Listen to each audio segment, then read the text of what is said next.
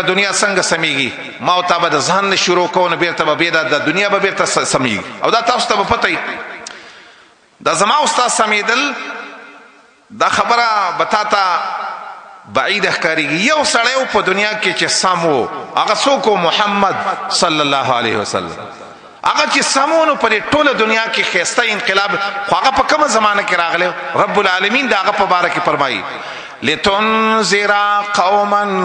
ما انذر آباؤهم فهم غافلون زمون نبی الله په داسې معاشره کې را لګلې او چارته او تر سره پیغمبر نو راغلی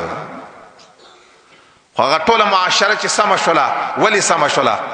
بنیادی مسله دا درونو د ځان رسول الله شروع کړو دا خبره بلګه وګدکیږي خدا خبره محمد رسول الله د ځان نسنګ شروع کړو د ټولو ناول عقاید دي کنه د ټولو ناول نه خبره نو محمد رسول الله ځان په خپل اند الله یې پیژندل او کني پیژندل دا خو د صحیح حدیث کې راځي د الله نبی فرمایي انا اعلمکم بالله د هر چانه ز الله خ پیژنم بس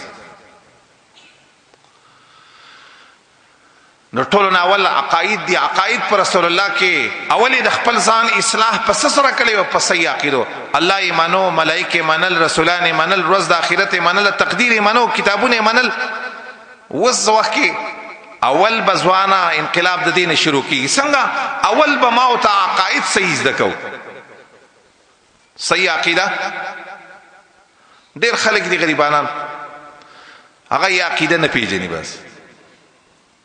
در رب العالمین د یو صفات نه خبر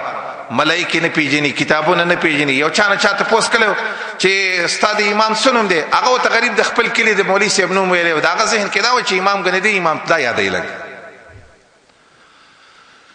ولی دا څه خبره درونو د خپل ځان شروع چې کې د ټولو نه اول د عقیدو معلوماتو کا او دا خبره رسیدا که زما استاد معاشره غلطه نه وکنه والله زما استاد عقیده په فطری سم وي خو خبره رسیدا چې ما او ته په داسې ماحول کې راغلی او چې ما او ته ګډوډ کړیو